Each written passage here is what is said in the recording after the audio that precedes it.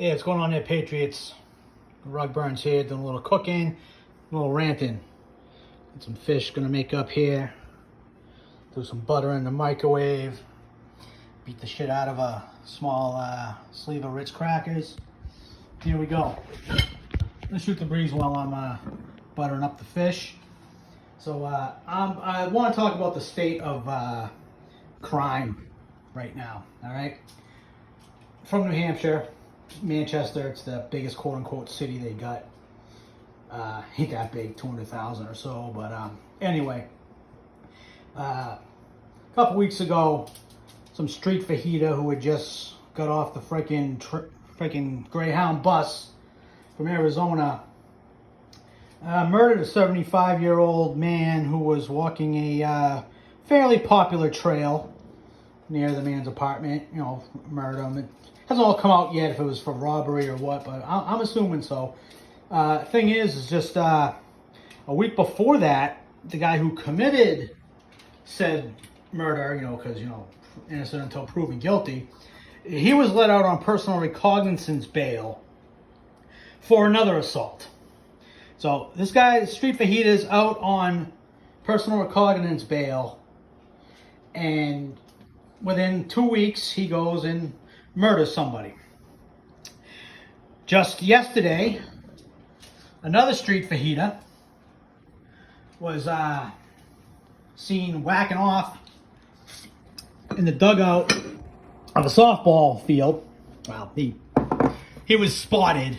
Don't want to, here, I'm adding some the Ritz crackers on the top. But anyway, he was spotted, and the cops went to get him, and he was resisting. He even threw a hypodermic needle at him, so, it was just convenient. He probably had that, and, well, the place is such a shithole, it's probably just sitting around. But anyway, so, hypodermic needle, resisting arrest, indecent exposure, all the other things. He's out on personal recognizance bail, okay?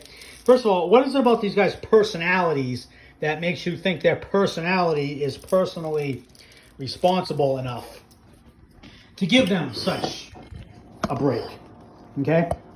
Personal recognizance bail was originally set up so offenders of minor, non-dangerous crimes, speeding, maybe drunk driving, but guys driving home, things like that, they were allowed personal recognizance bail to stay home so they can still work, not to bring up financial issues, okay? These guys are street fajitas. They have no job. They have no home. They have no place to fucking go. Lock them up until their fucking case. This is just fucking bullshit.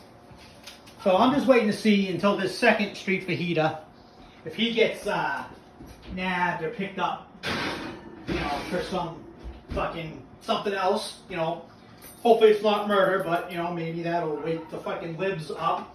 They'll let these fucking scumbags just up and walk. All right, you can go back, sit down.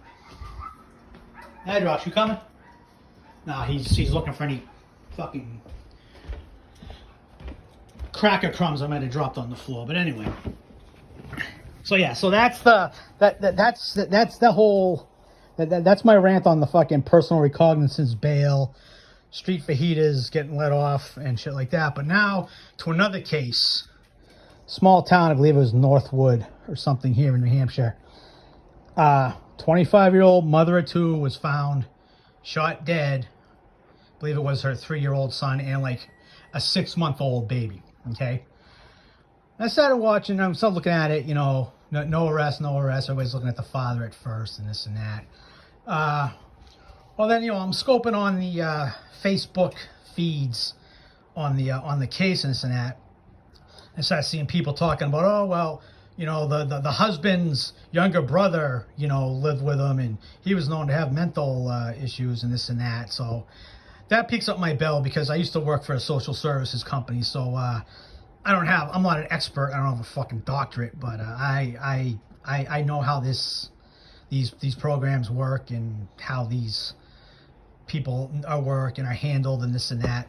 And one of the responses that the husband made was asking people not to answer questions about the family because, quote unquote, they're just vultures. Okay? So that kind of caught my attention when I first read that. Well, now you fast forward 2 weeks later, a juvenile has been arrested. So they're keeping all the information down on this and that, and boom, boom, boom, and reading through, the Facebook posts that haven't been fucking taken down yet. Yeah, the 26, 27-year-old husband's younger brother was like 15.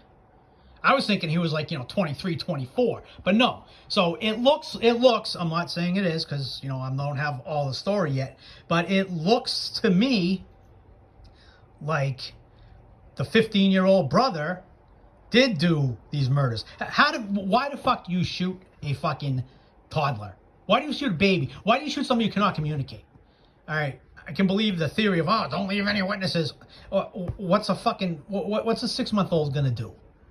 Anyway, but that's another fucking rant. But anyway, so now this kid's arrested, blah, blah, blah. Now it comes out a couple weeks later, a report that the father had talked to the police 2 weeks before the murder because weapons were found at and around the house. Of course, they're all redacted because, God forbid, juvenile can't be fucking... But, all the reports redacted, this and that. And one's like, police spoke to the person in question about changing his behavior. How'd that fucking work out for you? All right, people. I've always... this is one of my mantras, okay? Mental illness needs to be treated, not accommodated. And crimes need to be punished, not accommodated. These two, well, the three, but the two subjects, the three stories, just shit like that should boil your fucking onions, patriots, okay? So, yeah, that's me. I'm done rambling. Once the food's done, I'm going to start woofing that down unless I ruined it. Then I'll just go to fucking Bonsai. It's a Chinese American restaurant. I'll talk about Bonsai some other time too. But anyway, yeah, so that's my rant on the shitty state of crime in just a really quick capsule because God knows we can go on because my next rant is going to be about this piece of shit Shannon Burrett, I believe, who flat out told 911 that, yeah, I ran this kid over because he was a right-wing extremist. Yeah, I'll be rapping about that soon. All right. Peace out, Patriots. Love you guys.